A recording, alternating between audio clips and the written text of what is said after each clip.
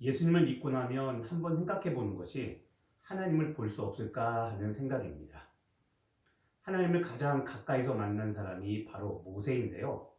하나님은 모세에게 내 등만 보고 얼굴은 보지 못한다고 말씀하셨습니다.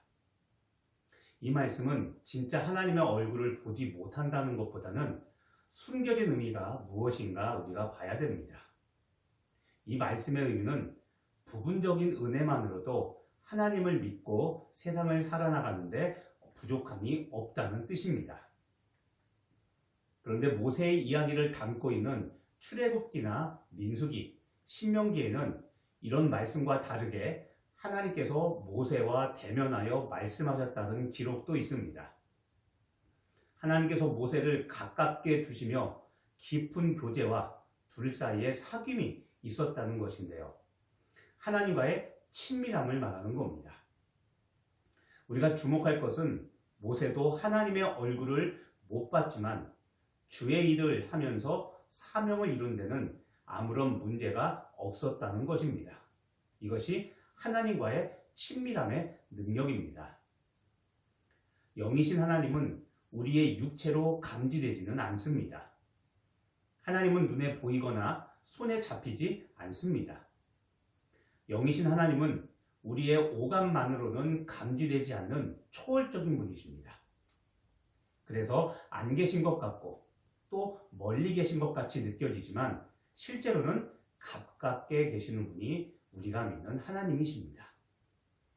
모세가 시내산에서 십계명 돌판을 가지고 내려왔을 때 얼굴에서 광채가 나는 것을 한번 생각해 보십시오.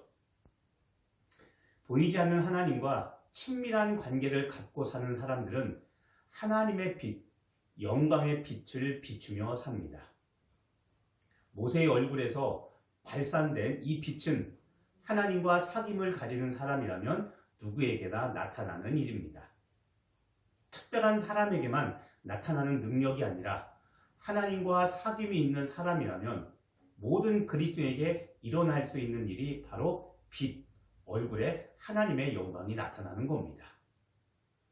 우리가 날마다 하나님과 깊은 사귐, 하나님과의 만남을 갖는 일은 개인 경건 시간, 즉 말씀 묵상과 기도입니다. 말씀은 하나님의 계시의 완성이고 그 말씀이 바로 예수 그리스도, 우리가 믿는 예수님입니다. 하나님과의 깊은 사귐을 위해 이스라엘의 성지순례 가서 시내산이라는 물리적 공간을 올라가지 않아도 우리는 하나님과의 깊은 사귐을 가질 수 있습니다. 하루 중 시간과 공간을 구별해서 말씀과 기도를 위한 시간과 장소를 확보하고 그 시간과 장소를 지키는 것이 하나님과의 사귐, 친밀함입니다. 그 시간이 바로 하나님의 얼굴을 보는 시간입니다. 여러분, 모세가 시내산에서 내려온 후에 그 빛이, 얼굴의 광채가 계속되었을까요? 그렇지 않았습니다. 시간이 지나면서 그 영광의 광채도 흐려졌습니다. 왜 그랬을까요? 하나님의 빛을 받으면 그 빛은 우리 안에 있는 어두움을 몰아냅니다. 온갖 더러운 마음과 생각들, 어두운 인생의 죄악들, 부정적인 생각과 상처, 분노, 그리고 두려움은 사라지게 됩니다.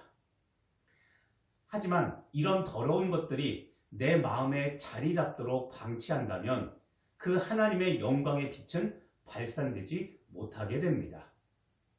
그래서 우리는 영적으로 깨어 있으면서 하나님의 빛이 꺼지지 않도록 내 영혼을 지키고 관리해야 됩니다.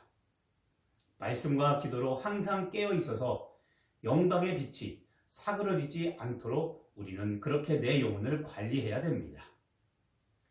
2025년 설 명절과 여러분 마지막 수요 예배, 이 시간을 여러분 빌어서 다시 한번 말씀드립니다. 혹시 연초 결심하셨던 것들이 흐트러졌어도 낙심하지 마시기를 바랍니다.